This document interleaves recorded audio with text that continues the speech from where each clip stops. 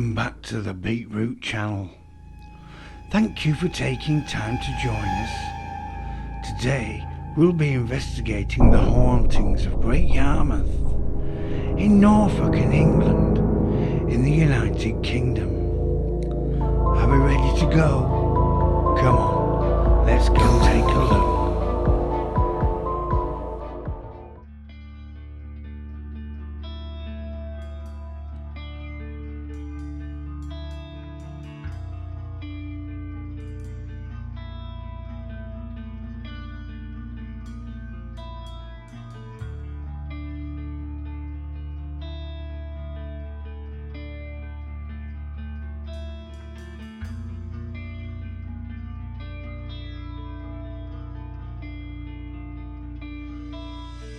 Can you see the fascination in my eyes? The admiration of the way you are knitting in. Years of fear and still you keep me full of pride, knowing that you're part of me by my side. Great Yarmouth was founded by the Angles. By the time of the Domesday Book in 1086, it had grown into a little town.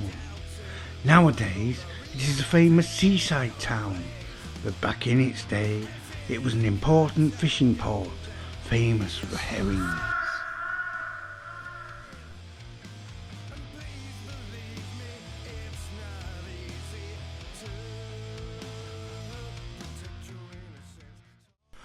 Throughout the centuries, the town steadily grew, famed for its catches at sea, which sometimes literally caused infighting with other fishermen as far away as Kent.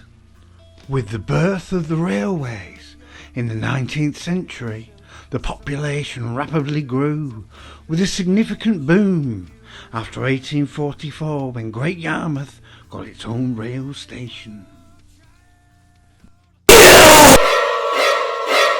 Crikey! Okay, I'll get on with it. So, Great Yarmouth has numerous haunted sites, and there's not a better place to start but at the pub. This here is the Market Tavern, situated on Market Place. Locals say it has a resident ghost by the name of Charlie. In the past, female members of staff have complained of having an unexplained entity pinching their bottoms. No! How cheeky. And more to that, he also hides pint glasses. Not sure what's worse. Just a few doors down, we find row 46, or Sewell's Row as it's known. There are numerous rows or alleyways, as others like to call them, dotted around Great Yarmouth. In fact, before the town was bombed during World War II, there were 147 of them.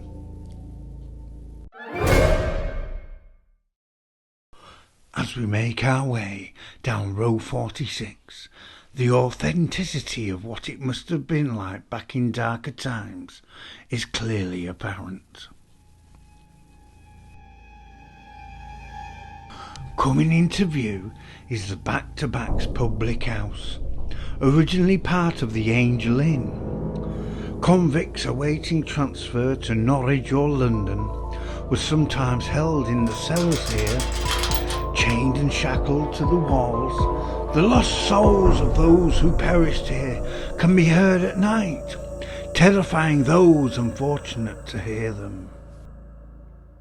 One such a visitor to the Back-to-Backs was so frightened one night he refused to leave his bedroom to use the lavatory, and instead of that he opened his window and peed onto the pavement below.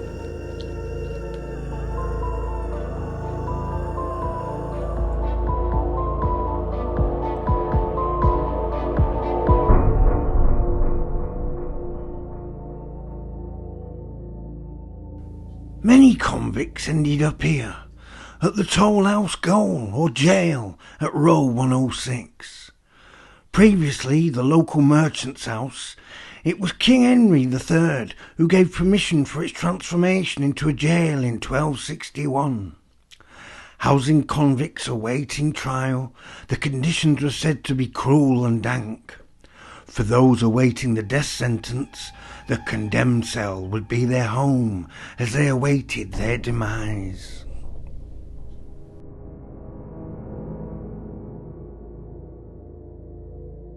Many investigators before us have spent time in this cell and have reported feeling unwell and hearing unexplained voices and knocking sounds.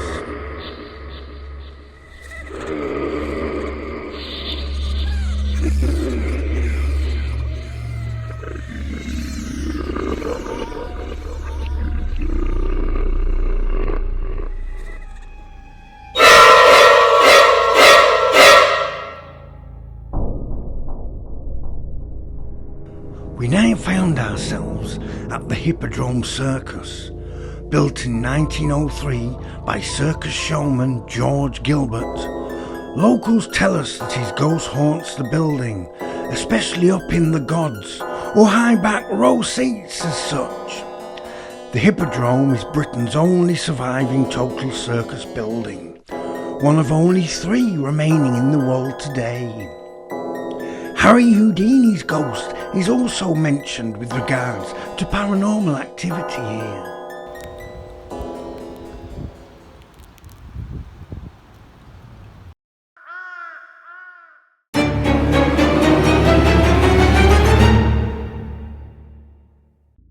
So we are now outside the old White Horse pub, which is a block of flats now. In its public house days, lots of poltergeist and other paranormal activity were witnessed here. In the kitchen area, one of the chefs was petrified as he had his own knives thrown at him. In the bar, glasses would fly across the room for no explained reason.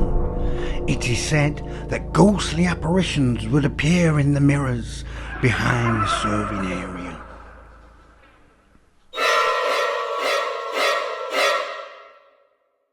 Next to the old White Horse is row 6, or Body Snatchers Row. Although the location is disputed, the following story is terribly true. In the 1750s, the Murder Act was passed. In a nutshell, if you were sentenced to death by hanging, your body was donated to surgeons afterwards, so they could study your anatomy. However, as a deterrent, it was highly successful. Some more bodies were needed, resulting in a very lucrative sideline occupation of body snatching or grave robbing. A certain Mr. Thomas Vaughan, who lived here on Body Snatchers Row, was one of those grave robbers.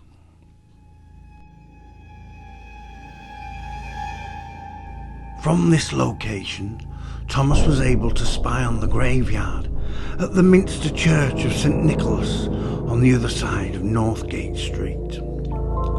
Once a fresh burial was completed, he would wait for night to fall, and armed with a wooden shovel, he would head out to exhume the corpse.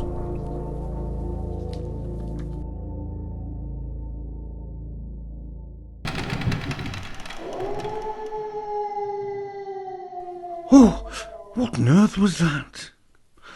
Although grave robbing wasn't a crime as such at the time, Thomas Vaughan was digging them up of a fair old lick. However, as his customer was a royal surgeon, when he did get his collar felt, his sentence was only 6 months hard labour over at the Toll House jail. It's not what you know, eh?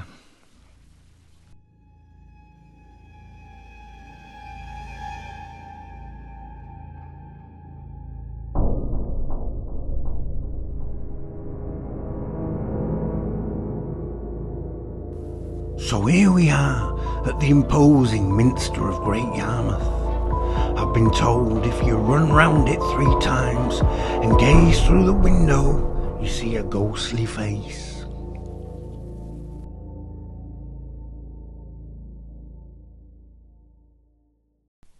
There are 7 witches buried here.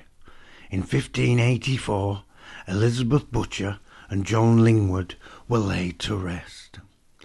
After a visit by Witchfinder General Matthew Hopkins in 1645, a further 5 women were executed and buried in non-consecrated ground. Alice Cliswell, Elizabeth Bradwell, Bridget Howard, Elizabeth Dudgeon and Margaret Blackburn, all slaughtered due to ignorance. Blessed be, ladies.